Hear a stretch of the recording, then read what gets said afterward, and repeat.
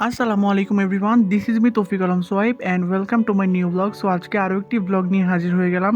And আজকের এই ভিডিওটা কিন্তু অন্যান্য দিনের মতন না। আজকে আমি এসেছি সমাজ নিয়ে কিছু কথা বলার জন্য। আজকে আমি আর ইরফান গেলাম একটু হাঁটতে, আর হাঁটতে হাঁটতে এক পর্যায়ে দেখতে পেলাম একজনের গাছের মধ্যে অনেক সুন্দর টসটসা পেয়ারা ধরছে। তো ওই গাছের পেয়ারাগুলো দেখে আমাদের অনেক ভালো লাগতেছিল। সো আমি ক্যামেরাটা অন করলাম আর ইরফান উঠে গেল পেয়ারাগুলো পাড়ার জন্য। তো আমি ভালো করেই জানি এইটুকু দেখে অনেকের পেট ফেটে যাবে। আমার ব্লগ বানানো, আমার কাজ, আমার চলাফেরা, আমার কথাবার্তা, এমনকি আমি কি খাই না খাই তা নিয়েও লোকজনের এত চিন্তা। আর আশ্চর্য ব্যাপার, যারা নিজ পরিবার সামলাতে পারে না তারাই আমাকে নিয়ে এত ব্যস্ত। তারা ভাবে আমি একা, আমার পাশে কেউই নেই। হয়তো আমার নিজ আত্মীয়রা আমাকে সাপোর্ট করে না, তবু আমি আমার ভালোবাসার কাজটাকে থামাবো না। কারণ আমি জানি জীবন একটাই, আর সে জীবনে নিজের মতো করে বাঁচাই সার্থকতা। তাই হাসুন আপনারা মন খুলে, গুজব করুন আমাকে নিয়ে, আমি বরং কন্টেন্ট বানাতে থাকি। আমার খাওয়া দাওয়া, ব্লগ বানানো, হাঁটা চলা সবকিছু নিয়ে কারো না কারো চুলকানি ওঠেই। আজকে আমি অন্যজনের কাছ থেকে পেয়ারা পেরে খেয়েছি, হয়তো এটা নিয়ে কোনো না কোনো সমাজে আদালত বসে যাবে। আত্মীয় স্বজন মুখে মুখে দোয়া করে, তারা সামনাসামনি আমাদের ভালো থাকে কিন্তু পিছনে আমাদের বদনাম করে। তবু আমি একটা কথা বলি, ভালোবেসে যেটা আমি করবো সেটা আমি থামাবো না, আমি করেই যাই। কারণ আমার জীবনের ডিরেক্টর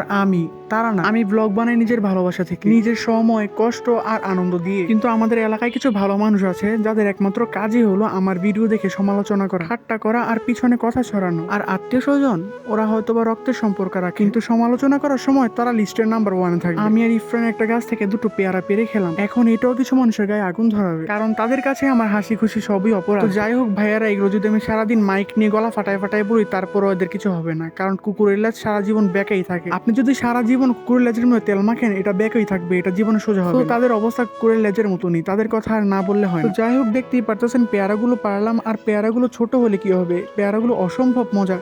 কথা আছে না, ছোট মরিচের ঝাল বেশি, তো এটা হচ্ছে সেরকম। আর যে বাড়িটা থেকে পেয়ারা পেরে খাইছি, আসলে এই বাড়িতে কেউ থাকে না, এটা খালি পড়ে থাকে। এবারে পেয়ারা আমজাম যা আছে সব মানুষের পেটেই যায়, তো আমরা কেন বাদ থাকবো, তো আমরাও খেয়ে নিলাম এখান থেকে। আর আজকে 2 দিন ধরে যে ওয়েদার যাইতেছে ভাই, ওয়েদার দেখলে আমার হাফুল লাগে। তো এই তো আরেকটা ছোট ভাই এসে পড়ছে আমাদের সাথে পেয়ারা খাওয়ার জন্য, তো সবাই মিলে অনেক মজা করে খেলাম, অনেক ভালোই লাগতেছে। কিন্তু ইফরান বলতেছে একটু লবণ মরিচ হলে ভালো লাগতো। আর আমার ফলো লিস্টে যদি সেই কুত্তা বিলাইগুলো থেকে থাকেন, তাহলে অবশ্যই লিভ নিয়ে আপনারা আমার পেজ থেকে বের হয়ে যাবেন। আমি আপনাদের কাছে ভিক্ষা চাই না যে আমার ভিডিওগুলো দেখেন আপনারা বেশি করে। আমি কাউকে দাওয়াত দিয়ে ডেকে ডেকে আমি আমার পেজের মধ্যে ঢুকাই না, আপনারা কুত্তার মতন ঢুকেন আমার পেজের মধ্যে। সো আপনারা বের হয়ে যাবেন। সো আমার আজকের এই ব্লগটি ছিল এই পর্যন্তই। ভালো লেগেছে, ভালো লাগলে অবশ্যই লাইক, কমেন্ট এন্ড শেয়ার করবেন, আর আমার পেজটিকে ফলো করতে একদম ভুলবেন না। তো সবাই ভালো থাকবেন, আল্লাহ হাফেজ।